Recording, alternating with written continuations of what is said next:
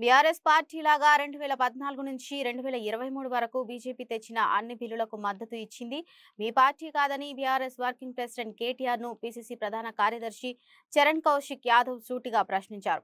కాంగ్రెస్ అగ్రనేత రాహుల్ గాంధీ నిత్యం బీజేపీ మీద పోరాటం చేస్తున్నాడని, మీలాగా లోపాయికారి ఒప్పందం కుదుర్చుకోలేదని ఎద్దేవా చేశారు. బీజేపీని నిలవరించేది కాంగ్రెస్ పార్టీ, రాహుల్ గాంధీ మాత్రమే అన్నారు. 2029 జరిగే పార్లమెంట్ ఎలక్షన్లో బీజేపీని ఓడగొట్టడం ఖాయమని ఆయన జోస్యం చెప్పారు.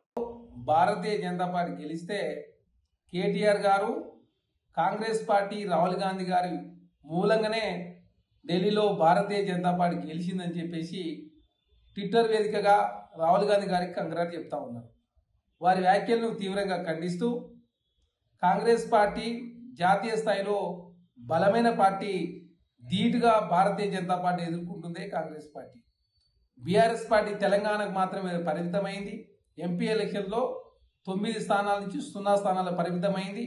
టీఆర్ఎస్ పార్టీ బీఆర్ఎస్ పార్టీగా మారుస్తున్నాం, మేము మా జాతీయ పార్టీ అని చెప్పుకునే బీఆర్ఎస్ పార్టీ మహారాష్ట్రలో శాఖను ఓపెన్ చేసి పోటీ చేయలేదు. ఆంధ్ర రాష్ట్రంలో రాష్ట్ర అధ్యక్షుడు ఉన్నా కూడా అక్కడ పోటీ చేయలేదు. అదే కాకుండా ఢిల్లీలో కార్యాలయం ఓపెన్ చేసి కూడా జాతీయ స్థాయిలో పోటీ చేయకుండా తెలంగాణలో ప్రభావం కోల్పోతున్నది రోజు రోజుకు బీఆర్ఎస్ పార్టీ మాత్రమే. అదే కాకుండా 2014 నుంచి 23 వరకు BRS party Bharatiya Janata party తెచ్చిన అన్ని బిల్లులకు మద్దతు ఇచ్చిర్రు. అదే కాకుండా ఢిల్లీలో కాంగ్రెస్ పార్టీ గట్టిగా పోరాటం చేసింది. గతంలో 4% ఉన్నటువంటి ఓటు బ్యాంకు ఇప్పుడు 6.38% పెరిగిందంటేనే కాంగ్రెస్ పార్టీ భవిష్యత్తులో తెలంగాణ రాష్ట్రంలో ఏ విధంగానైతే అధికారంలో ఉన్నామో ఢిల్లీలో కూడా ఖచ్చితంగా భవిష్యత్తులో కాంగ్రెస్ పార్టీ అధికారులకు వచ్చే అవకాశం ఉంది. 1998 తర్వాత భారతీయ జనతా పార్టీ ఇప్పుడు 27 సంవత్సరాల తర్వాత ఢిల్లీలో అధికారంలోకి వచ్చింది. కాబట్టి గతంలో ఢిల్లీలో కూడా కాంగ్రెస్ పార్టీ శీలా దీక్షిత్ గారు 98 నుంచి 2013 వరకు ముఖ్యమంత్రిగా ఉన్నారు ఢిల్లీలో. ఖచ్చితంగా ఢిల్లీ గడ్డ మీద కాంగ్రెస్ పార్టీ జెండా ఎగిరేసుడు, అదేవిధంగా 2029 జరిగే పార్లమెంట్ ఎలక్షన్లో భారతీయ జనతా పార్టీ నరేంద్ర మోడీ గారిని ఇంటికి పంపించే ప్రయత్నంలో కాంగ్రెస్ పార్టీ రాహుల్ గాంధీ గారు నిమగ్నమై అనునిత్యం భారతీయ జనతా పార్టీ మీద పోరాటం చేస్తుంది Congress party. BRS party Bharatiya Janata పార్టీకి సహకరిస్తూ దేశంలో ఆమ్ ఆద్మీ పార్టీ, అదేవిధంగా బీఆర్ఎస్ పార్టీ, ఆంధ్ర రాష్ట్రంలో వైసీపీ లిక్కర్ స్కామ్ పాల్పడి దేశంలో రాజకీయాలను కలుషితం చేసిందే కల్వకుంట్ల కవిత గారు, ఢిల్లీలో కేజ్రీవాల్ గారు, అదేవిధంగా ఆంధ్ర రాష్ట్రంలో మాగుంట కుటుంబం.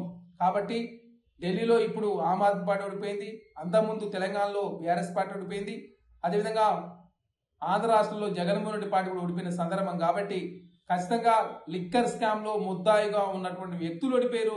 కేజ్రీవాల్ గారు, అది మనోజ్ సిసోడియా గారు, అదేవిధంగా సత్యసింగ్ జైన్ గారు, ఇక్కడ బీఆర్ఎస్ పార్టీ, ఆంధ్ర రాష్ట్రంలో వైసీపీ. కాబట్టి కాంగ్రెస్ పార్టీ భారతీయ జనతా పార్టీ మీద పోరాటం చేస్తుంది, నరేంద్ర మోదీ గారి మీద పోరాటం చేస్తుంది. భారతీయ జనతా పార్టీ కేంద్రంలో అధికారం ఉండి మొన్న బడ్జెట్లో ప్రధానంగా మధ్యతరగతి ప్రజల కోసం ఏదైతే 12 లక్షల వరకు ఇన్కమ్ ట్యాక్స్ లేదని చెప్పిందో దానిలో భాగంగా ఢిల్లీలో 40 లక్షల మంది మధ్యతరగతి ప్రజలంతా కూడా భారతీయ జనతా పార్టీ సైడ్ నిలబడరు. అదే కాకుండా 8వ వేతన సవరణ కమిషన్ ఏర్పాటు చేయడం, అదే కాకుండా మధ్యతరగతి ప్రజలను ఆకర్షించే ప్రయత్నం, మహిళలకు ఉచిత పథకాలు ప్రవేశపెట్టడం, అదే కాకుండా కుంభమేళను ప్రధానంగా చూపిస్తూ హిందూ సెంటిమెంట్ రెచ్చగొట్టే ప్రయత్నం, అదే కాకుండా భారతీయ జనతా పార్టీ అదేవిధంగా ఢిల్లీలో ఆమ్ ఆద్మీ పార్టీ కాంగ్రెస్ పార్టీతో పొత్తు పెట్టుకోకపోవడం మూలంగా ప్రధానంగా అక్కడ ఆమ్ ఆద్మీ పార్టీ ఓడిపోయింది. అదేవిధంగా కాంగ్రెస్ పార్టీ గణనీయంగా ఓట్లు సాధించినప్పటికీ కూడా అక్కడ భారతీయ జనతా పార్టీ గెలిచిన సందర్భం. కాబట్టి ఖచ్చితంగా జాతీయ స్థాయిలో కాంగ్రెస్ పార్టీ బలపడతా ఉంది. ఖచ్చితంగా మొన్న జరిగినటువంటి పార్లమెంట్ ఎలక్షన్లో 100 స్థానాల్లో కాంగ్రెస్ పార్టీ గెలిచింది. అదేవిధంగా భవిష్యత్తులో కూడా కాంగ్రెస్ పార్టీ గెలుపు కోసం రాహుల్ గాంధీ గారు అదేవిధంగా కాంగ్రెస్ పార్టీ కృషి చేస్తూ ఉంది.